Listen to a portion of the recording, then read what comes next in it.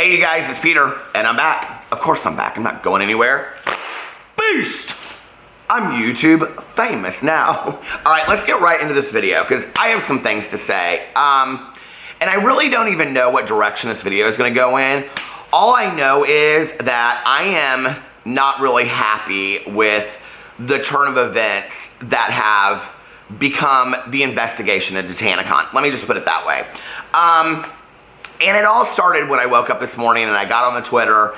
And you know that's dangerous when you get on the Twitter and you start reading through things and you're like, oh, like why can this not just be take responsibility, make it right, and move on, right? And I feel like at this point, and you know, before I get in this video, I just want to say, y'all know I love Shane Dawson, okay? But I feel like he is part of the problem at this point. I took a poll yesterday in my video where I made a video asking, was Shane Dawson too easy on Tana Mongeau? And currently the video there are 2,599 responses to the question. 96% of the people think that Shane Dawson was too easy on Tana Mongeau. So then you have to start asking yourself, well, what is the implication of Shane Dawson being too easy on Tana Mongeau? And I want to explain this a little bit because yesterday I got some comments on my videos and people were like, well, what was Shane supposed to do? Well, not hug her and hold her when he was doing an investigative, interview. And it's interesting because I'm seeing all of these people put out these messages that are like, this is the greatest docuseries I've ever seen in my entire... Have you seen The Staircase? Have you seen Making a Murderer? I mean, I'm very confused as to what is the elite measure of this video. Like, I really struggle with that. To me, it feels like Shane says he's going to go in and he is going to help Tana fix this, which I thought was going to be sit her down and tell her to take responsibility for her actions, not just pass the buck to somebody else. He doesn't really do a whole lot of investigation. In fact, yesterday in a video, I said that a lot of people had contacted me and said that this Veeps ticket holder was owned by this Michael Weiss of Good Times. Well, apparently that's incorrect. A lot of people have contacted me and said that it was owned by somebody else and that they found it rather quickly. So if that's the case, he could have gone into a deeper investigation with this whole thing. So that part to me though, I don't really care. I don't really care what kind of investigation he does. What I care about is the fact that even as a friend, he never sat and talked to her at the end and said, this is very problematic, Tana. I'm worried about you. I'm worried about the fact that you don't see the severity of this issue, of how you've hurt a lot of creators and a lot of fans, and yet we're still sitting here and you're passing the buck to somebody else. It's time to grow up. It's time to learn something from this. That is what I have an issue with about this whole thing with Shane Dawson, okay? And when you continue to perpetuate this story, whoever continues to perpetuate this story for Tana Mongeau, you guys are not helping her, okay? And I have said this time and time again. Those that continue to enable Tana are going to be part of her downfall. So let's go to see what I found today on Twitter because this was very interesting to me.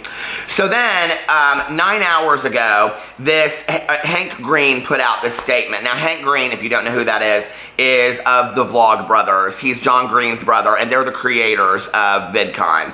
So he's discussing VidCon. Hi, so I was the CEO of VidCon back in 2016 and 2017. Those were hard years when this community was undergoing some big shifts and VidCon was growing very fast. But in 2017, I 100% screwed up. Tana was part of our content and not making her a feature creator was a bad call. If we were going to have her doing content, she should have been a featured creator. We were being conservative because of some things that Tana had done and said in the past.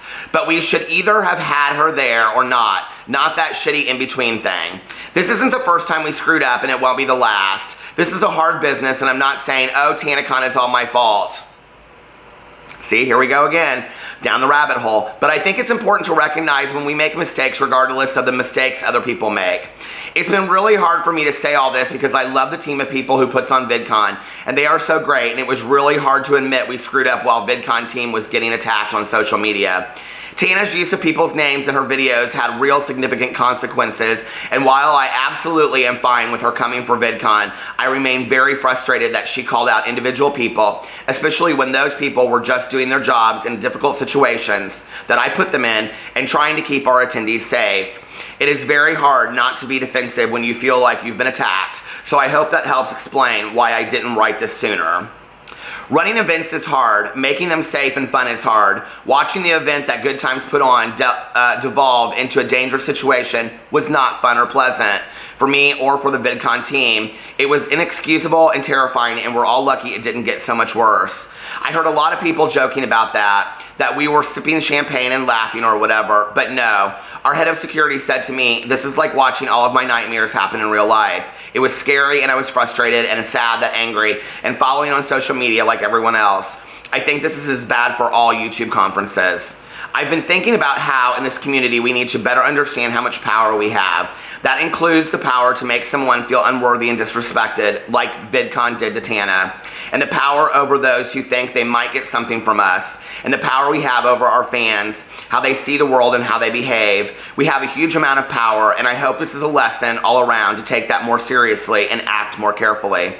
Thanks so much to everyone who attended for keeping things as safe as possible by working together and supporting each other. I left my position at VidCon before any of this blew up just because I needed to focus on other things. But I still work with the VidCon team, and am still very proud of the work they do. They are great people, and I know they have all been thinking a lot about how to keep making VidCon better since Tana's video. I'm really sorry I screwed up, Hank. Okay, so there's the statement from Hank Green, who was one of the original creators of VidCon with his brother John Green about 2016, about 2017. We're sorry, Tana. It's our fault, again. We should have given you what you wanted. We should have treated you like a feature creator. Who's at loss here? Tana. Not our fans.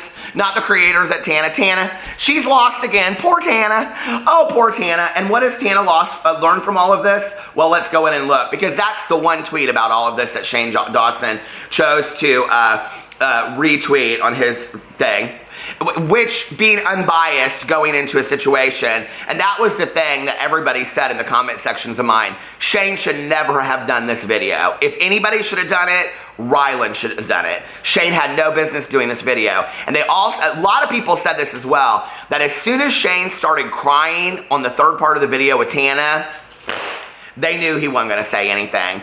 And you know, a lot of people said things to me about like, well, what did you expect? Shane is her friend. Okay, well then as the smart person that Shane is, Shane should have known this isn't the video for me to do. I cannot investigate it the way that it needs to be investigated. I'm not the one to hold Tana accountable when she needs to hear this. I'm not the one to make this video. So then it makes me wonder, did Shane Dawson do the video for the views? I mean, we say that these people are big enough they don't do it for the views, but what else is the other reason? Because he didn't fully go into this video the way that he could have gone into it. And I don't really understand that. Like, I was really hoping Shane would really, I'm not saying let Tana have it, but tell her the truth. And this is not something I'm making up. This is something I have said on all of my vlogs, in my Peterisms channels, time and time again about my best friend Tanya. That a friend is somebody that tells you what you need to hear, not what you want to hear.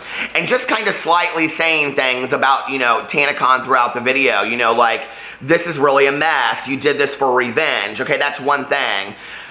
But a real friend doing this series would have sat down and said, I love you enough, Tana, to tell you the truth, okay?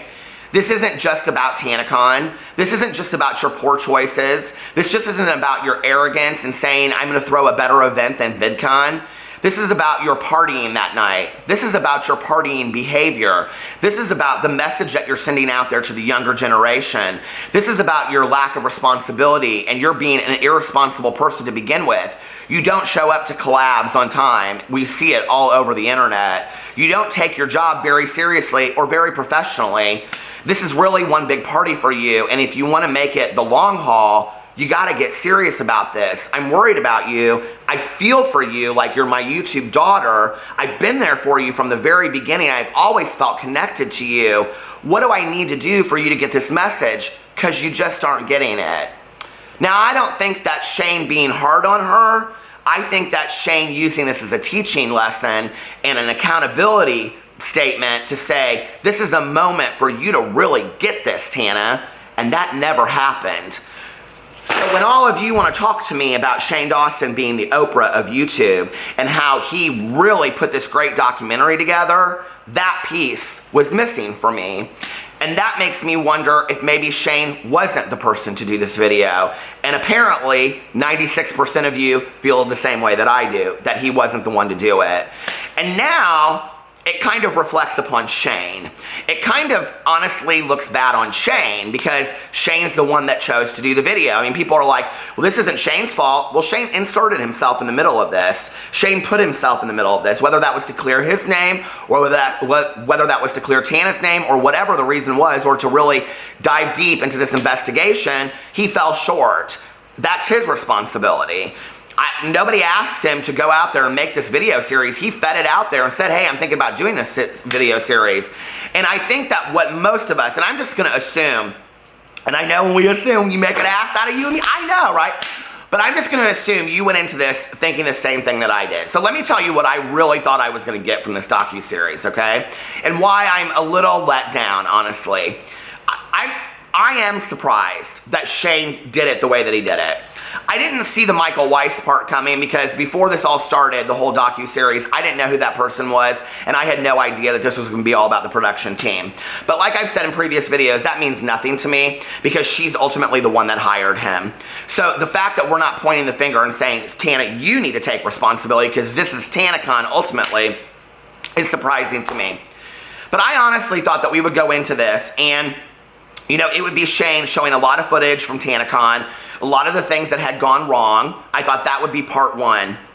I thought at the end of part one, he would kind of feed him calling her and doing the interview. I thought part two would be this entire interview about Tanacon and what had gone wrong and what her part was in it and responsibility and what she could have done better and what she's, you know, learned from all this and and all this kind of, all the crying would occur in part two. And I thought part three would be Shane sitting there saying, okay, Tana, now what do we need to do to fix this? What do we need to do to make this right? What do we need to do to have you look good to your fans still and make your fans feel like you really love them? What do you want to do, Tana, that sits there and talks about how much you love your fans? Well, I want to pass the buck to Michael Weiss. Or I want to sit on camera and scream and yell at somebody that this isn't my responsibility. No, Tana, what do you want to do to make your fans know how much you really love them? Well, out of my own pocket, because I make so much damn money, I want to send each of those people that came to Tanacon, that even bought a ticket, VIP or otherwise, something special. You know, I want to buy them, I don't know, a gift certificate for $10 to Starbucks so they can go get a pink drink and a picture of myself. Something, I want to do something. Okay, Tana, what have you learned from this? And then go through in part three and talk about what she's learned from this experience. Maybe I need to surround myself with better people. Maybe I need to listen to my friends. Maybe I need to have a better management team, okay? Maybe I need to really have a team of people that are looking out for my best interest, that I'm willing to listen to if I want to be successful and professional. Maybe I need to take responsibility a lot sooner. Maybe I need to be more responsible. And then Shane could have been the perfect person to do that video. And 3 videos ago when I said I think that he's the perfect person to do this video because I think that she'll listen to him and he'll be able to use this as a teaching moment, it fell short. And now Tana puts out this statement on Twitter, and this really, really got me. This is from yesterday. Are you all ready? Okay, so 19 hours ago she put out this tweet. All day I have been finding out groundbreaking and unfortunately very detrimental news about so many things related to Tanacon. Working my ass off on making things right and untangling this web of conspiracies, making a video, I have a lot more to show you. Well, Tana, I don't know that I have a lot more time to listen, to be honest. Here's the video you need to make, okay? I'm so tired of this, and at this point now, I have to be honest, at this point, with a 3-part Shane Dawson series, and all of this stuff going around, and now her coming out yesterday and saying there's so many more conspiracies that I have to show you, I'm starting to believe that this whole thing was one big conspiracy, okay? And yesterday, Shane Dawson put out, this really killed me, Shane Dawson put out this statement on his page, or on his Twitter, about, I think it was yesterday, maybe it was the day before, about the statement that she made, I know this was like 3 days ago, and yesterday, why is everyone ignoring the fact that Tana Mongeau literally said she wanted people waiting outside in Shane's video, hashtag Tanacon. So this Audrey says it, he retweets it, right, and says, I spoke to her about that clip before I put it in. She said she was just kidding around and meant more like waiting to get into a concert and building anticipation, which makes sense. She would never purposely want people waiting for hours. I don't think anyone would want that. Well, you didn't ask her on video, so how would we know? We didn't get to see an honest response, which, quite frankly, when you watch enough documentaries like I do, I quite think I have a master's degree in documentaries on Netflix at this point. I mean, it doesn't take a genius. Why didn't you include that part? Why did you choose to take that part and do it off camera? And for that matter, how much did you choose to leave off camera? So that's really about editing, isn't it? What you chose to edit and leave in and what you chose to edit and leave out. I think that's actually a pretty pertinent part. And when you put that part in the video, because people were speculating that you didn't think that you were hard enough on her, Shane, so you included that clip to make it look like you were hard on her. But what I'm interested in, why didn't you ask her that? I've never thought that I would want people waiting, and I've organized a lot of events. I think people deserve to get into the events they paid for, and I don't have to create some kind of hype to make it look better. The only person that would think that, okay, would be somebody that doesn't think their event's gonna sell out, so they wanna make it look like 15,000 people when it's in fact only 5,000. So what do we have to do? We have to make those people stand outside so it looks like 15,000 people. And that's exactly what happened. So yes, it was her intention. She said it, okay? Stop excusing her behavior. I'm tired of people excusing Tana Mongeau's behavior. She's not ever gonna learn from it. And now she's decided that she's gonna put out this conspiracy video and everybody's gonna go watch it and she's gonna make a ton of money off of it and she's gaining and gaining more subscribers on a daily basis. And what has Tana Mongeau learned from any of this? Absolutely nothing. And if you go underneath here and you read, what is killing to me about this whole thing is that when you go underneath here and you read about this tweet that she put out, all day I've been finding out all day I have been finding out groundbreaking and unfortunately very detrimental news about so many things about related to Tanacon. Well, so have we over the past 3 days, but quite frankly, Tana, nothing should be news to you. You should have known everything that was going on. Working my ass off on making things right and untangling this web of conspiracies, making a video, I have a lot more to show you. And then somebody says, pop off on Michael. And then all these people come in here and then she says, are we going to get merch along with our refunds? And then somebody says, you better be hoping that you even get a refund at this point since Veeps has all the money and Good Times doesn't have the money. $325,000 to be exact, and they're referring to what Shane found out in this video. And then she says, somebody says, Michael has to pay for the refunds out of his own pocket. And this David Lee says, if he has the money, if he files for bankruptcy, nobody gets refunds. Some bankruptcy works differently with that. And then this Extension Onion said, but Tana did promise to reimburse people out of her own pocket. No, that makes her liable. And that's interesting because there's a lot of rumors going around that there are class action suits coming out against Tana Mongeau, allegedly. I don't know, but I've seen a lot of footage of that. What's interesting to me about that is that Tana did tweet that out. She did say that every person would be reimbursed. She doesn't care if she has to write a personal check or something to that manner. Do you know what I'm talking about? Did you not see that tweet that she put out? That was, I don't know if I would have put that tweet out. And then Faulty Panther says, yes, because she didn't sign a contract. Good Times Michael did, so he has to pay everyone for their refund, which is true.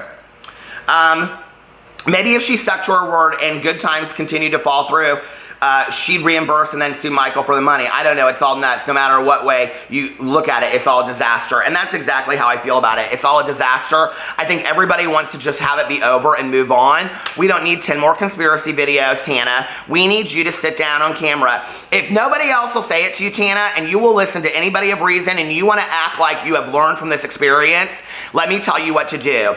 Stop getting on video and hyping this up for the views or because you feel like you need to be validated or for whatever reason whatsoever. You need to sit on camera and need to say, okay, legal issues aside, money issues aside, I take responsibility for this. This was my idea from the beginning. It doesn't matter how I was treated at VidCon. There are a lot of people that are treated like shit at VidCon that never start their own cons, that start their own conventions. I chose to do this. This is on me. I did this. My fans are affected by this. Other people's fans are affected by this. I won't let it happen again. This is how I'll make it right. You need to take ownership over it. That needs to be the video that you put out. And if you do anything less than that, what it says is, I haven't learned anything from this. I haven't learned one thing from this experience. And that is very, very sad to me, because time and time again, Tana Mongeau has offered experiences for learning things in life. And people in her life stop her from learning these experiences. And what I will tell you as somebody that has grown up a little bit in this world is, when you truly love somebody, you will tell them what they need to hear, not what they want to hear. You don't coddle them and wipe their tears away. You speak to them with compassion, and you try to use each moment as a teaching experience in their life, because you want what is best for them and you want them to grow as people. I hope that Tana Mongeau learns from this experience, but I guess we'll wait and see. I love you guys, and I will see you tomorrow. Happy 4th. Bye.